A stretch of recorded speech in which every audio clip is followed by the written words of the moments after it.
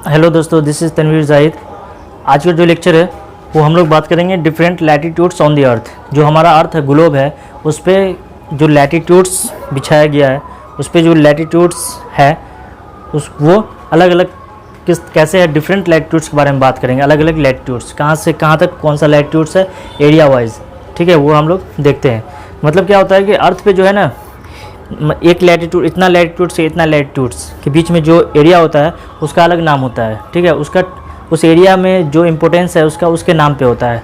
वहाँ पे लाइट किस जो सनलाइट पड़ रही है वो किस तरह से पड़ रही है, और जो भी इम्पोर्टेंस होता है उस एरिया का उसका नाम होता है वैसे, ठीक है। फिर दूसरा लैटिट्यूड्स, इतना लैटिट्यूड से इतना लैटिट्यूड्स के बीच में जो नाम होता है उसका नाम अलग नाम दिया जाता है। तो इस तरह से पूरे अर्थ पे जितना एरिया बनाया गया है, एरिया वाइज वो आज हम लोग देखते हैं। पूरा अर्थ पे कितनी तरह से अर्थ को कितने लैटिट्यूड्स और जोन में बांटा गया है। जोन बोलते हैं, जोन में, कितने जोन में, ठीक है।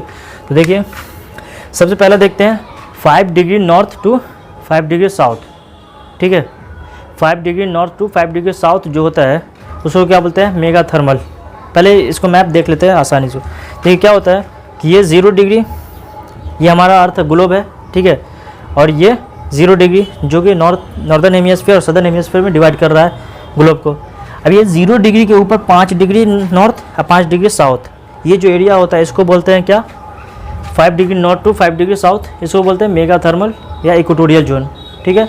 इक्वेटर से, ठीक है, इक्वेटर से 5 डिग्री ऊपर 5 डिग्री नीचे, 5 डिग्री नॉर्थ और 5 डिग्री साउथ के वो जो एरिया होता है पूरा, उसको क्या बोलते हैं, mega thermal equatorial zone, mega thermal या फिर इक्वेटोरियल जोन, ठीक है। दूसरा जो होता है 23.5 डिग्री नॉर्थ और 23.5 डिग्री साउथ, ये 23.5 डिग्री नॉर्थ से लेकर 23.5 डिग्री साउथ, ठीक है। ये जो पूरा एरिया होता है ये यहाँ से लेकर यहाँ तक 23.5 degree north to 23.5 degree south, इसको क्या बोलते हैं, इसको बोलते हैं टोरिड जोन, ठीक है। आज हम लोग ये नहीं बात करेंगे कि उस एरिया में, उस जोन में क्या होता है और क्यों बोलते हैं, नाम उसका क्या है, वो हल्के लास्ट में हल्का सा देख लेंगे हम लोग।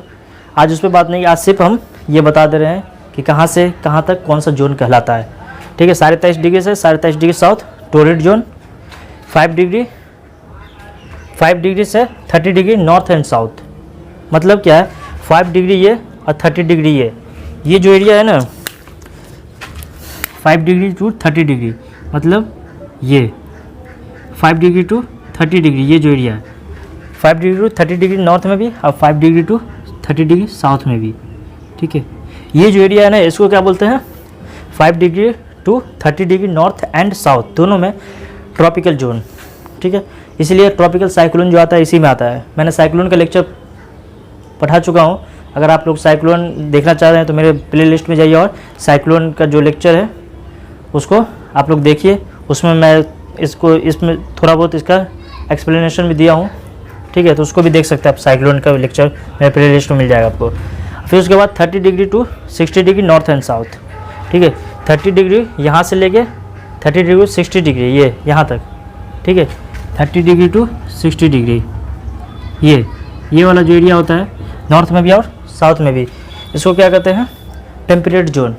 टेम्परेट साइक्लोन यहीं पे आता है, टेम्परेट साइक्लोन आता है यहाँ पर, ठीक है। फिर उसके बाद 60 डिग्री टू 90 डिग्री जो होता है, यहाँ से लेकर 60 डिग्री से 90 डिग्री तक, इसको बोलते हैं पोलर जोन।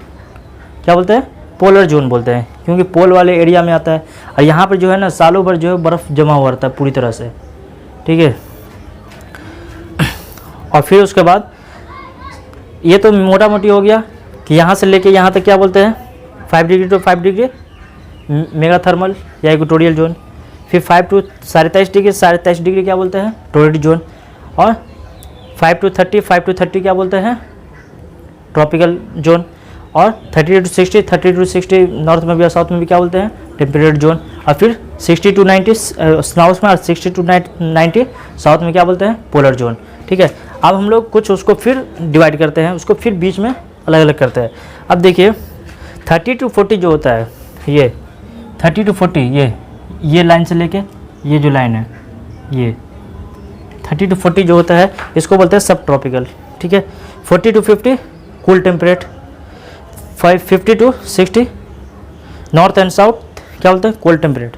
देखिए यहाँ पे कोल्ड टेम्परेट है, 40 से 50 डिग्री जो होता है लैटिट्यूड्स नॉर्थ में और साउथ में कूल टेम्परेट है, और 50 से 60 डिग्री नॉर्थ एंड साउथ में जो है वो कोल्ड टेम्परेट है। ठीक है, कूल और कोल्ड में क्या डिफरेंस है?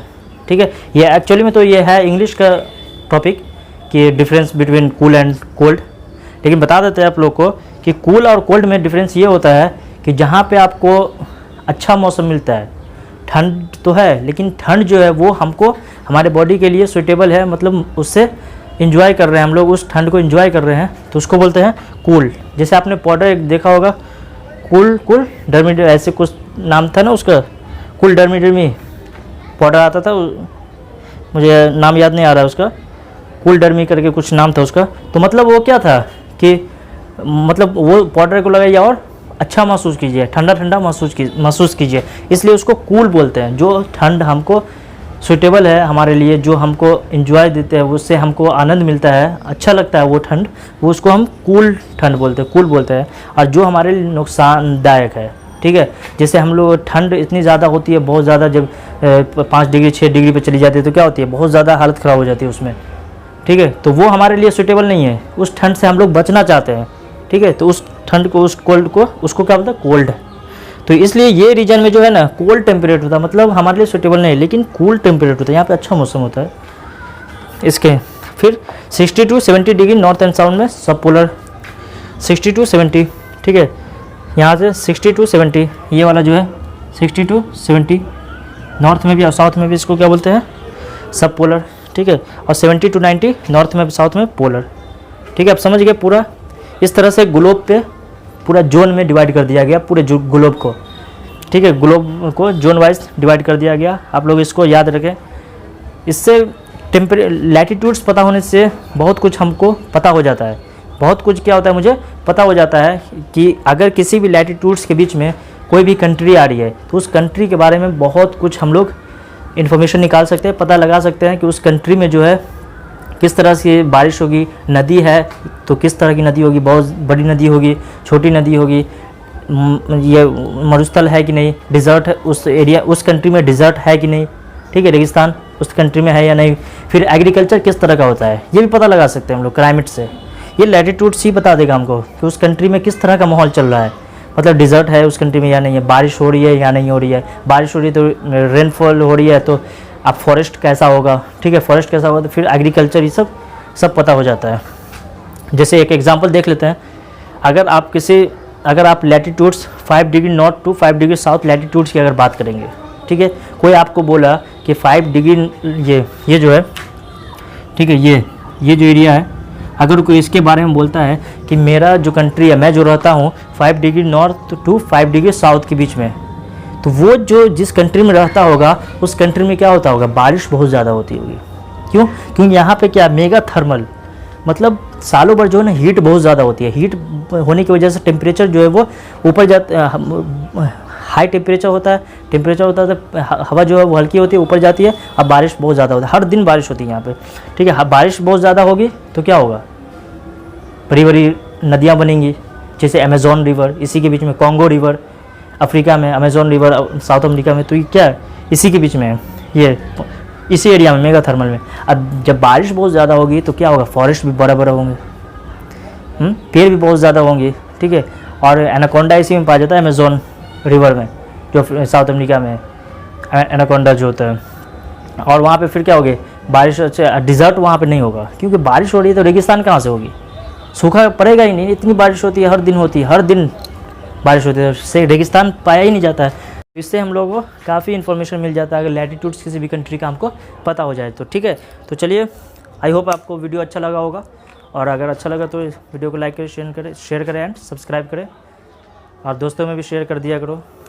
ठीक है, चलिए नेक्स्ट लेक्चर में मिलते हैं, थैंक यू।